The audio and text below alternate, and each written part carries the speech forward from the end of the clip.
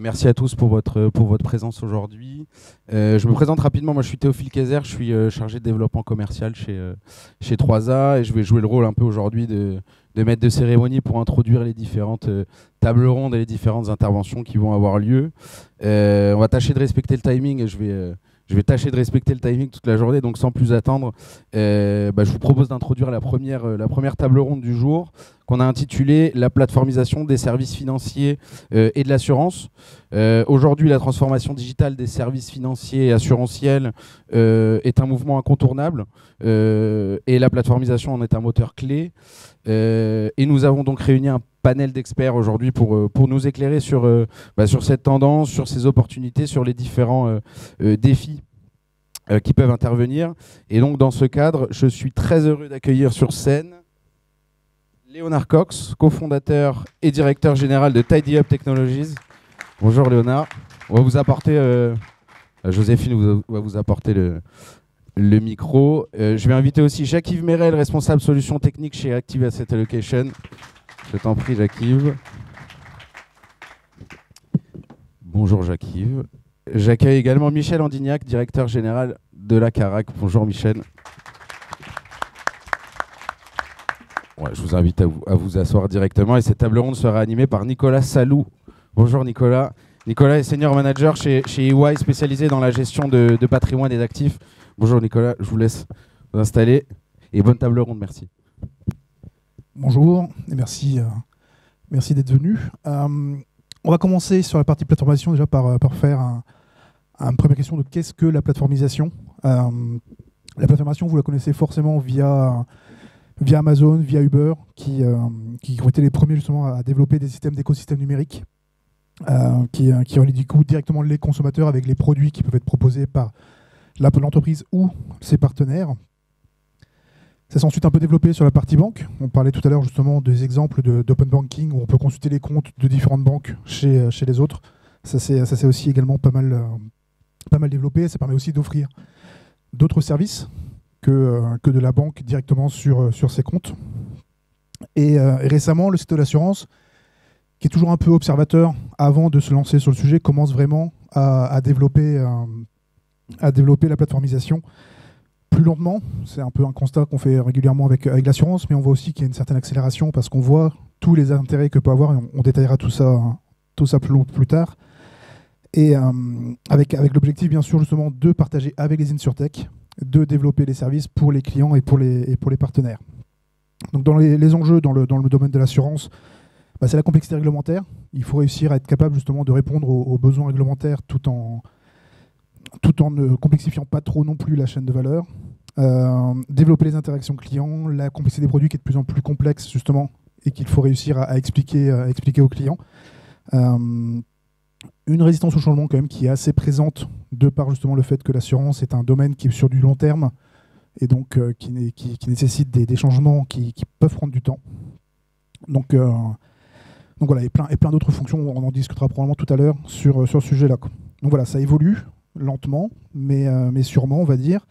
Et on voit justement qu'il y a de plus en plus aujourd'hui de projets qui se développent justement sur la plateformisation, sur plein d'axes différents. Ce sera peut-être aussi l'occasion d'en discuter plus loin.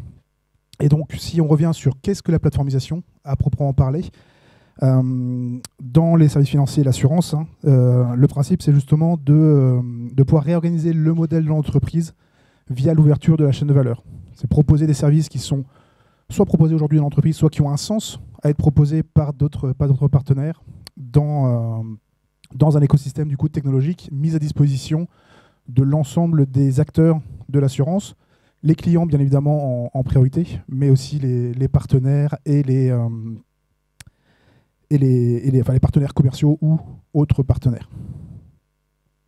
Donc voilà pour la partie plateformisation. On va revenir justement dans le détail tout à l'heure. Mais je vais commencer par vous présenter tous les trois. Donc on a Michel Andignac.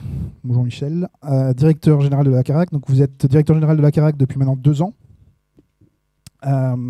Président de ses filiales également Selentia et plus récemment d'Atrim.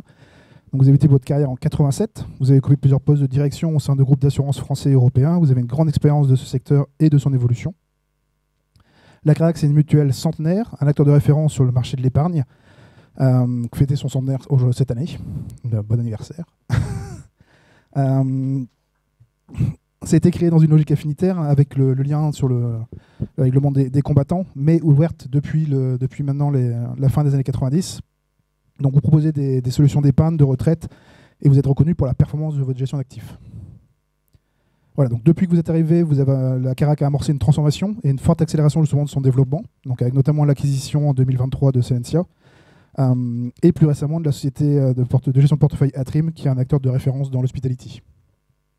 Voilà, donc aujourd'hui c'est 400 000 adhérents et clients pour près de 18 milliards d'actifs sous gestion. Léonard Cox, vous êtes directeur général de TidyUp Technologies. Du coup, là, on n'est pas sur la partie fintech. Donc, une start-up, je suis pas du coin, donc Sophiepolitaine, que vous avez fondée en 2022. Donc, vous avez débuté votre carrière dans les affaires publiques et à la défense des intérêts du secteur privé, en occupant différentes responsabilités et postes de direction au sein du patronat français, notamment au MEDEF. Vous avez été le chef du cabinet du président et conseiller pour les affaires internationales.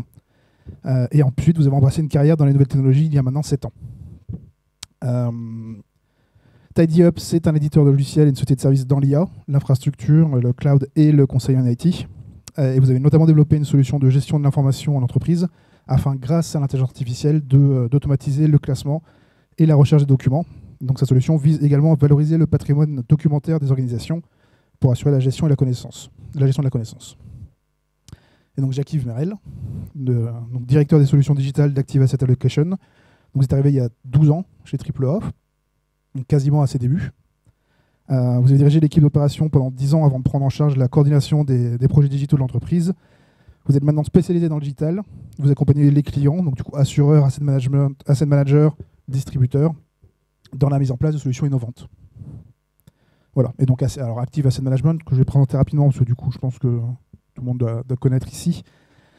Donc c'est une fintech spécialisée dans l'ingénierie financière qui propose des outils digitaux pour aider les sociétés de gestion, les compagnies d'assurance et les réseaux de distribution de produits financiers à répondre à leurs enjeux et aux évolutions réglementaires.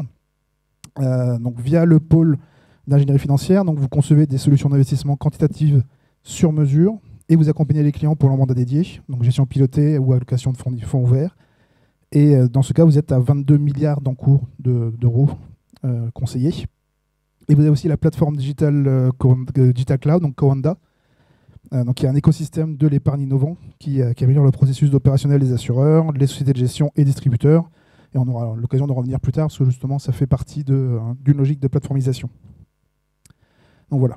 Donc je vais commencer du coup avec une première question qui va s'adresser à tous les trois, mais on va commencer avec Michel. Dans une logique de panorama, aujourd'hui, quelles sont vos perceptions justement du niveau de maturité de la plateformisation en France et en assurance surtout? Oui, merci Nicolas. Bonjour à toutes et à tous. Vous l'avez dit tout à l'heure, effectivement, le niveau de plateformisation aujourd'hui dans le secteur de l'assurance, on peut dire qu'il est plutôt en retard par rapport à d'autres secteurs d'activité. Je pense notamment au secteur bancaire qui a connu de vraies ruptures. Alors vous avez évoqué effectivement des sujets un peu culturels, cette démarche d'attentisme des assureurs. Je pense qu'il faut aussi prendre en compte la complexité du métier et la complexité de la chaîne de valeur qui est la nôtre. Et d'ailleurs, il y a un certain nombre de grandes plateformes, et pas des moindres, comme Amazon par exemple, qui ont tenté effectivement de créer des ruptures dans le secteur et qui ont quand même eu du mal à y rentrer. Donc il y a quand même de bonnes raisons effectivement sur ce retard. Pour autant, ma conviction personnelle, c'est que la plateformisation, elle est absolument nécessaire désormais dans notre métier.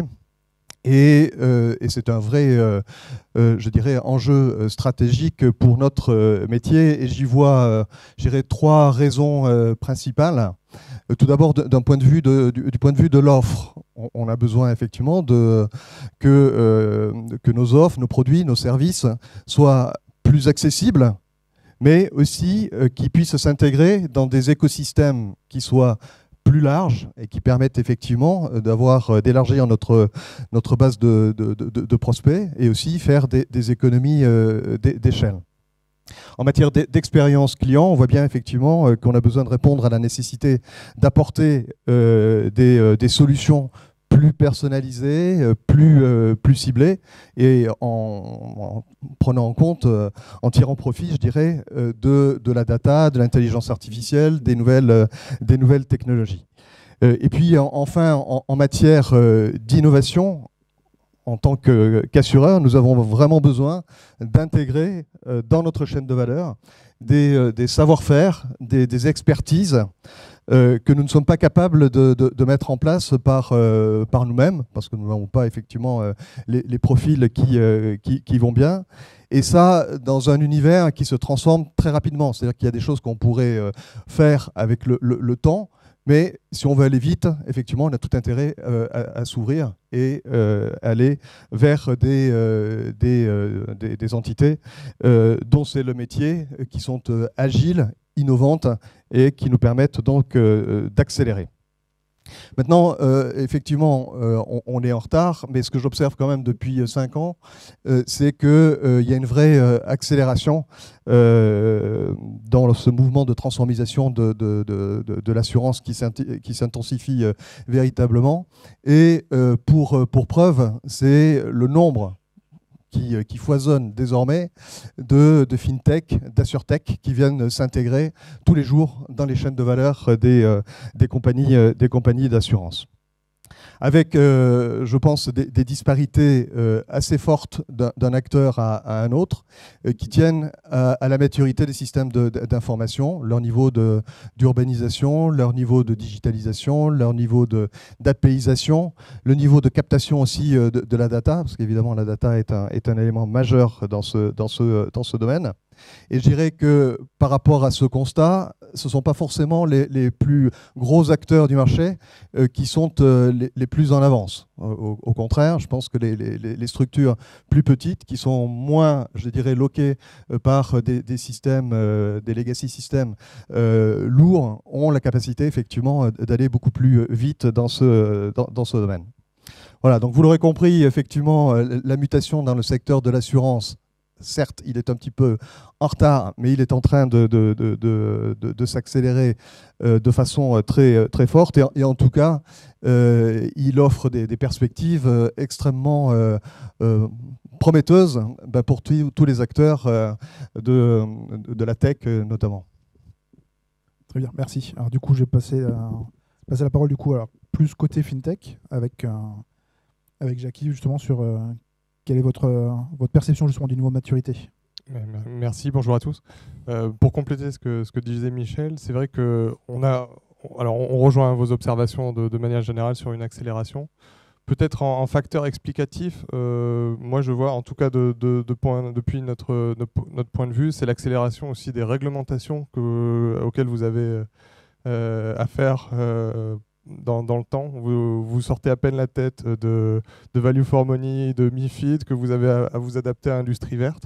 Et honnêtement, quand on est assureur, pour répondre à chacune de ces problématiques, si on voulait le faire en interne, ça voudrait dire mettre une équipe sur le sujet, trouver des experts, potentiellement faire appel à une société de services numériques, dégager du temps, dégager des expertises pour répondre à ce besoin.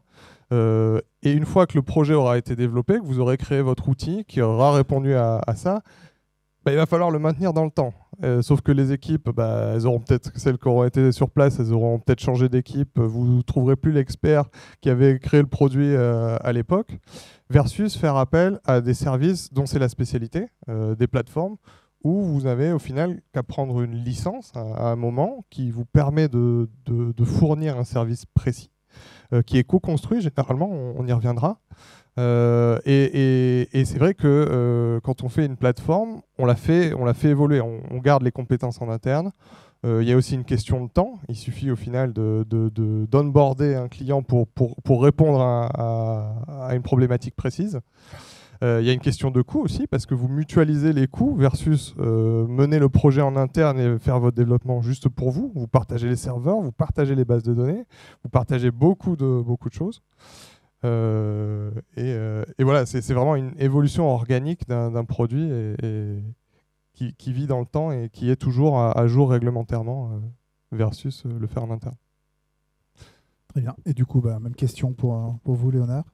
Merci Nicolas, bonjour à toutes et à tous. Je voudrais remercier toutes les équipes d'Active Asset Allocation pour l'organisation, l'accueil, et puis à nouveau saluer, comme ça a déjà été fait, l'enthousiasme et le professionnalisme d'Anina. C'est toujours un plaisir de travailler avec elle et ses équipes. Brièvement, en écho à la définition que vous avez donnée, en tant que start-up et early stage, pour le coup, puisque notre Sophie Polytène à 2 ans et demi maintenant, on a deux dimensions de la plateformisation, si vous me le permettez. La première, elle est propre, on va dire, à une profession ou à de grands acteurs, où là, on voit, ce sont des logiques de transfo digital, où on a des acteurs qui développent soit en interne, soit à l'aide de sociétés innovantes, des plateformes qui contribuent à la performance interne de leur modèle, à la productivité des équipes, et qui ensuite peuvent sortir ce modèle-là pour aller vers une autre dimension de la plateformisation, qui est celle que vous avez décrite un peu plus tôt. Et cette deuxième dimension de la plateformisation, effectivement, c'est le modèle disruptif, dont tout le monde parle depuis des années, qui apporte bien souvent une satisfaction client perçue plus importante, dit-on. Sur le niveau de maturité, alors vous me permettez trois segments et différents niveaux de maturité en fonction des segments. Le premier, puisqu'on parle services financiers et assurance, le secteur bancaire, et on le sait, c'est un niveau de maturité élevé en termes de plateformisation. Pourquoi ? Eh bien, on a vu l'ancien monde de la banque mixte universelle qui a explosé il y a 8 ans maintenant, véritablement. C'est lié aux réglementations d'abord, me semble-t-il, mais je pense que j'ai des spécialistes à côté de moi qui pourront mieux en parler.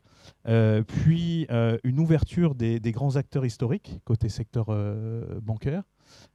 Et enfin, une maturité des technologies qui se sont tout de suite engouffrées dans cette ouverture de la chaîne de valeur.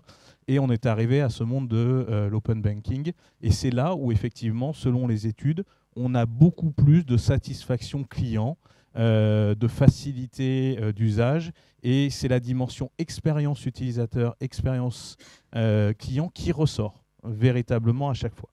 Le deuxième segment où on a un niveau de maturité différent, c'est celui que je qualifierais de la famille des services financiers. Et quand on est un acteur start-up sur le territoire, et il y a beaucoup d'acteurs ici de la famille des services financiers, on va y mettre des experts comptables, des commissaires aux comptes, des professionnels de l'audit et autres. Et vous vous reconnaissez dans ce monde-là aussi, dans cette grande famille qui est très hétérogène. Et du fait de cette hétérogénéité, on n'a pas une logique globalement, un outil qui va réunir tout le monde. Traditionnellement, c'est le cas, surtout quand on est tourné vers un end-user ou un acteur, un consommateur final. De fait, le niveau de maturité, et là, on va être sur des plateformisations internes par profession, mais pas au global sur ce segment-là. Et enfin, il y a le point des assurtech, et là, où des grands acteurs de l'assurance, effectivement, il y a un retard dont les grands noms sont complètement conscients. Ça s'ouvre avec un potentiel immense. Moi, vous savez que dans le monde des startups, à tort ou à raison, heureusement ou malheureusement, on juge les potentiels ou des réussites aux levées de fonds. Le 15 octobre, là, il y a eu une très belle levée de fonds qui a été réalisée côté AssurTech. C'est 25 millions d'euros. Une société qui s'appelle Stoic, qui fait de l'assurance cybersécurité pour les PME et les ETI. C'est une entreprise qui a été créée en 2021, donc ils sont tout jeunes. Ils ont déjà levé 50 millions d'euros. Quand on voit ce genre de logique de plateformisation pour les assurtech, on devine tout le potentiel qu'il y a. Et c'est, je pense, ce dont on va parler juste après. Merci. Effectivement, du coup, si on rentre dans le côté un peu plus concret, on va reprendre la parole côté Michel. Justement, vous êtes mutuelle, donc plutôt l'adhérent au centre.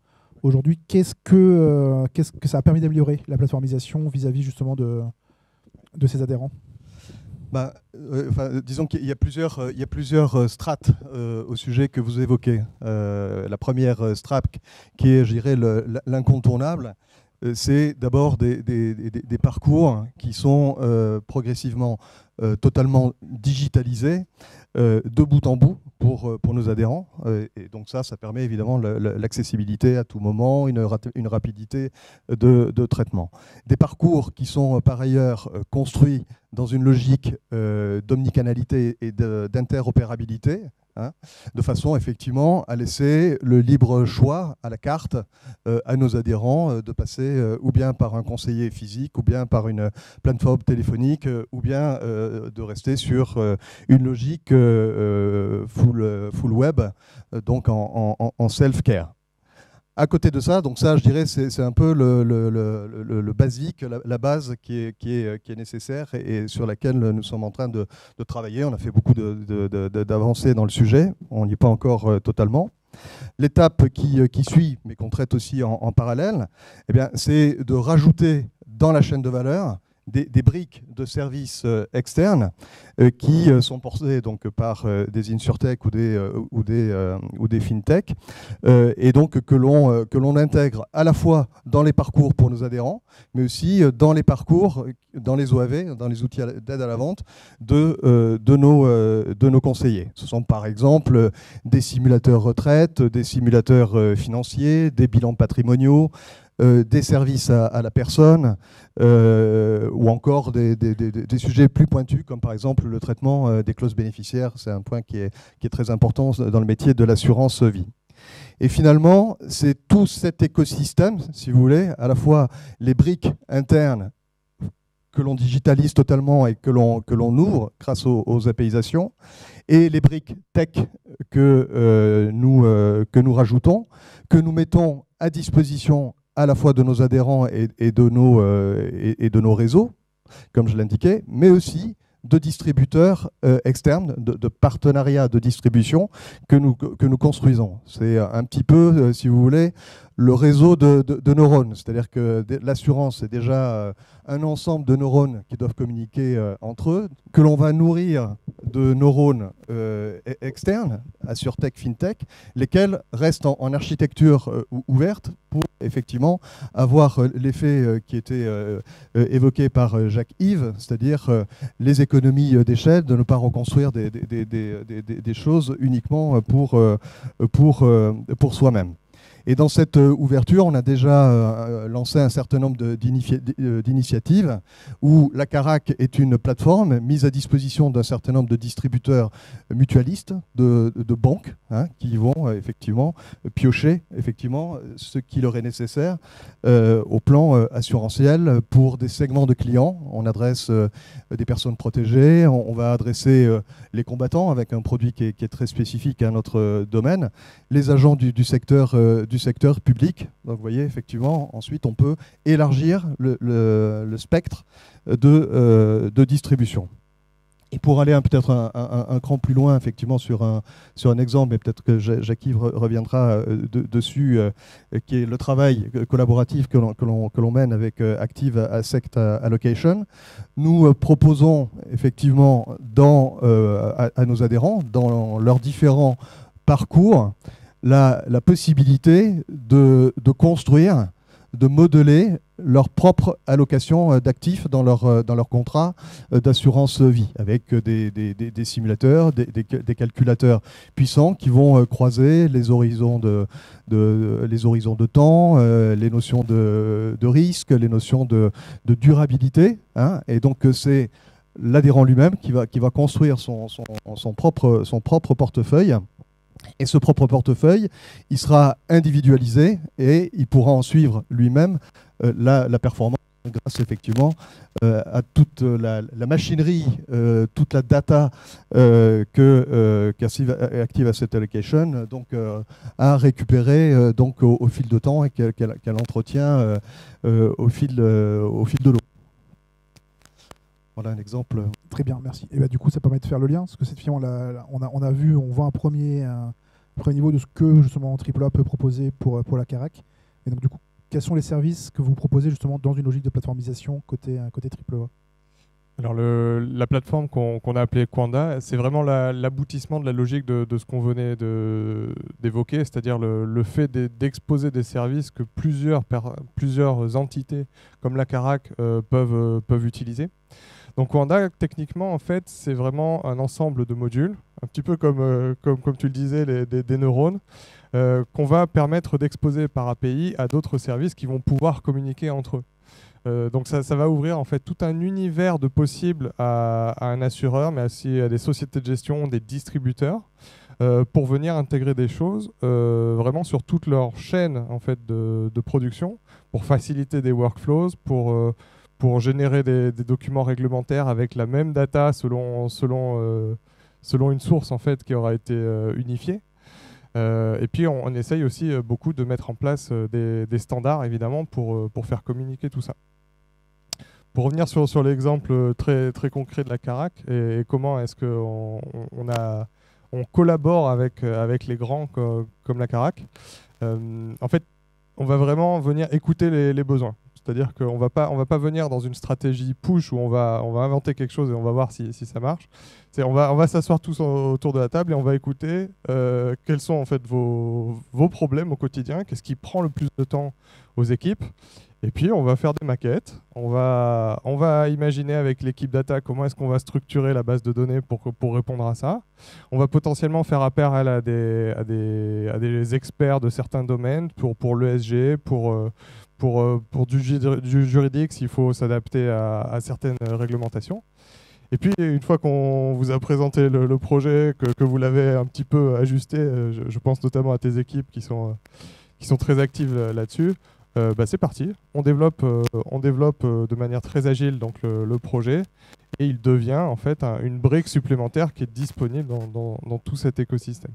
On est ravis de travailler à Carac parce qu'ils sont vraiment source d'idées et nous on espère être source de solutions. Mais voilà, ravis de cette coopération.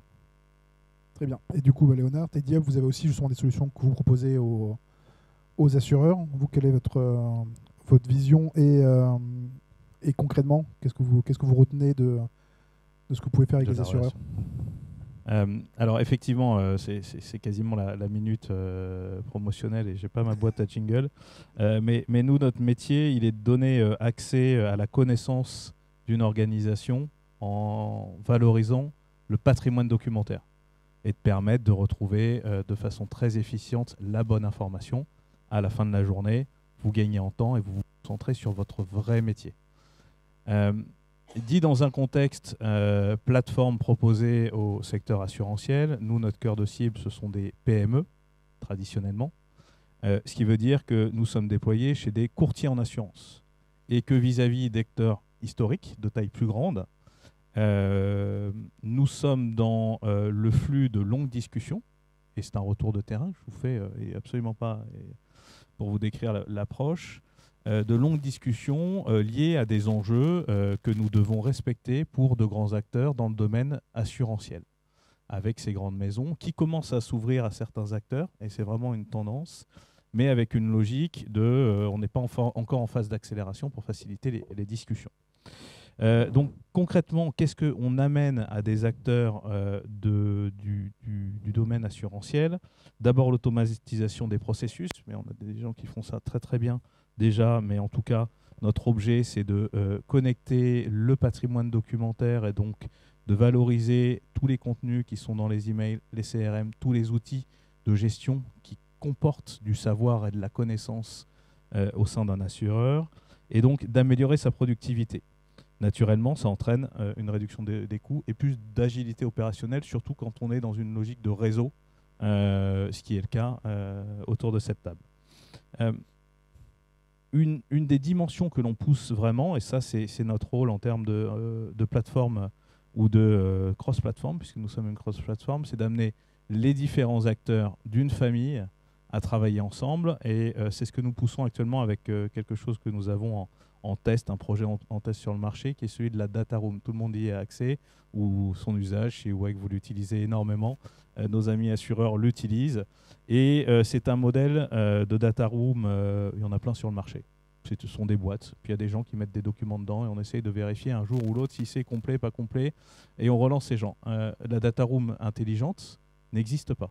Donc on a développé ce projet de data room intelligente grâce aux technologies d'IA, dont on va parler sur une autre table ronde un peu plus tard, justement appliquée dans certains cas avec l'usage de documents assurantiels pour que des acteurs de l'assurance se retrouvent également comme un acteur de cette famille des services financiers et puissent bénéficier d'une automatisation, d'un service de complétude, de relance et d'animation automatique d'un deal, par exemple, puisque le président le disait en ouverture tout à l'heure, il y a des rapprochements dans le secteur, on va voir des acteurs historiques ouvrir et faire l'acquisition de start-up ou d'acteurs innovants. Le cas d'usage typique, ce sera le M&A, les cessions et les rachats dans le secteur de l'assurance. Très bien, merci. Justement, alors, en étant un petit peu plus concis, les challenges justement, et défis qu'il y a, quand on commence à se projeter un petit peu, on se projettera encore plus loin juste après. Mais justement, Michel, sur la partie financière de la plateformisation, au final, aujourd'hui, pour vous, quels sont les challenges à venir ?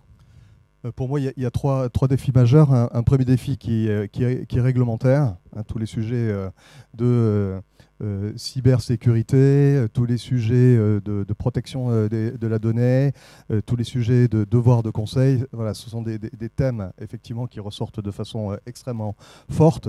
Et lorsqu'on travaille en coopération avec des acteurs, il est vrai que ça constitue évidemment une contrainte très forte que l'on impose effectivement à ses partenaires. Mais si on prend le bon côté des choses, celui qui l'intègre nativement dans le modèle qu'il développe, il va être gagnant parce qu'il va vraiment intéresser l'assureur parce qu'il sait traiter toutes les problématiques effectivement auxquelles nous devons faire face de façon impérative. Ensuite, il y a un sujet qui porte autour des systèmes d'information. J'en évoquais un certain nombre de sujets, mais pour moi, les deux majeurs, c'est l'APIisation qui doit se poursuivre effectivement sur l'ensemble de notre chaîne de valeur pour être vraiment en architecture ouverte. Et évidemment, la capacité à capter de la data, parce que finalement, déjà en tant qu'assureur, nous disposons de beaucoup d'informations, mais dès lors qu'on s'ouvre à des techs qui elles-mêmes gèrent des informations beaucoup plus grandes, on voit bien tout l'intérêt effectivement d'essayer de consolider le maximum de choses pour avoir une meilleure vision effectivement des besoins des adhérents, pour mieux appréhender les parcours que l'on met en place. Et puis enfin, un troisième thème qui est celui plus RH, je dirais, qui est à la fois celui de la formation, parce qu'on voit effectivement qu'il y a beaucoup de nouveautés qu'il faut que des maisons comme les nôtres centenaires doivent intégrer désormais, avec tout l'accompagnement au changement qui est nécessaire, mais c'est aussi pouvoir intégrer des nouveaux profils qui parlent le langage de la tech, ce qui est aussi un virage assez important sur nos métiers, parce que finalement, le métier autour des problématiques informatiques, il est quand même très en rupture désormais. Merci. Alors du coup, est-ce que vous voyez d'autres axes à développer justement, en complément des trois dont tu as parlé, Michel ? On en a parlé effectivement déjà de beaucoup. Peut-être pour revenir sur les points de vue techniques, c'est vrai que l'API est vraiment quelque chose qui gagne comment dire, qui est de plus en plus commune, heureusement. On en a besoin effectivement pour s'interfacer avec tous les services. J'ai aussi envie de dire, les systèmes d'authentification, ils sont souvent un petit peu moins mis en avant par les équipes techniques dans les projets, mais il ne faut pas les mettre de côté, notamment pour pouvoir basculer d'un espace vers un autre en étant authentifié automatiquement. Je pense surtout donc au SSO, et j'en appelle aux responsables techniques pour faire le maximum pour essayer de rejoindre des standards techniques, par exemple OpenID Connect, SAML, qui sont des choses qui, une fois que c'est bien fait, il faut prendre le temps, il faut dégager un petit peu de budget pour le mettre en place une première fois, mais une fois que c'est bon, on parle de quelques heures pour s'intégrer avec un nouvel acteur. Et ça change vraiment beaucoup de choses. Et malheureusement, trop souvent, on entend c'est pas dans nos priorités, c'est pas dans nos budgets. Il aurait pourtant fallu prendre un petit peu de temps pour le faire, ça aurait été une belle brique. Peut-être un troisième point aussi, c'est sur la standardisation de la donnée, tout simplement. Il reste quand même pas mal de challenges, notamment si on veut communiquer, c'est tout bête, hein, mais on veut communiquer un portefeuille qui détient du fonds en euros. Il n'y a pas de code identifiant unique. Donc comment est-ce qu'un assureur peut envoyer cette information à un tiers si elle n'est pas tout simplement codifiée? Donc on commence à créer ces genres de standards pour pouvoir faire communiquer les outils entre eux. Merci. Et du coup, Léonore, si on fait sur la partie gestion de l'information, vous, c'est quoi les challenges? Alors, deux choses. Un retour de terrain et dans la ligne de ce qui a été dit, et peut-être complémentaire, mais je ne vais pas être très long, la scalabilité, c'est essentiel. Enfin, quand on est un acteur de la tech qui adresse un secteur comme le vôtre, c'est crucial. Et puis, derrière, notre constat, c'est la résistance au changement. Véritablement, c'est simple. Vous parliez de RH, ça va à l'intérieur. Non pas terrain, mais observateur, si vous me le permettez. Moi, je me dis, le sujet, c'est la conciliation entre le métier traditionnel de l'assureur, évaluer le risque, la sinistralité, faire le ciblage de l'offre, et puis le besoin grandissant du client. C'est vraiment rapprocher ces deux mondes, et c'est ça qu'on constate. Et donc ça veut dire, le métier traditionnel, vous ouvrez un partenaire, me semble-t-il. On connaît tous, quand vous prenez votre billet Air France, le rajout d'une assurance, donc ça c'est facile. Mais la trottinette chez Decathlon, on fait comment? L'assureur, il fait comment pour mettre une assurance, ou le vendeur pour mettre une assurance? Comment est-ce qu'on évalue la santé éventuellement, et c'est normal, de l'acheteur de la trottinette, si c'est bien lui? Et c'est là tout l'enjeu, c'est de concilier cette attente légitime avec les enjeux du vrai métier de l'assureur. Et c'est de mon point de vue d'observateur, c'est plutôt tricky, comme on dit. Ceci étant dit, je voudrais vous rappeler qu'il y a des choses qui se font très bien. Est-ce que vous connaissez l'acteur Lemonade, qui est un géant aux États-Unis, en tout cas un acteur disruptif aux États-Unis? Et en France aussi, mais... Oui, voilà, ils ont ouvert, mais ils sont partis de là-bas et depuis 2019, ils sont sur l'Europe. En 3 minutes, vous faites une déclaration de sinistre et vous faites rembourser immédiatement. C'est quand même assez extraordinaire. Donc on voit qu'il y a des modèles qui respectent. Alors si on rentre dans le détail de votre métier qui n'est pas le mien, il faut éviter de se prendre un grave, si j'ai bien, ou un grave, si j'ai bien compris. Et donc tout l'enjeu de la techno, peut-être que les personnes après nous vont en parler, c'est que les algorithmes de vos partenaires que vous allez sélectionner dans votre chaîne de valeur vont devoir travailler sur la fraude. Voilà. Et quand on veut concilier métier historique et plateformisation expérience utilisateur, il faut travailler sur cette brique algorithme et recherche de la fraude. Et effectivement, une des licornes françaises fait partie justement sur le sujet avec Shift Technology. Du coup, une dernière question qui s'adresse à tous les trois. C'est quoi votre vision justement à 5 ans de la plateformisation en assurance?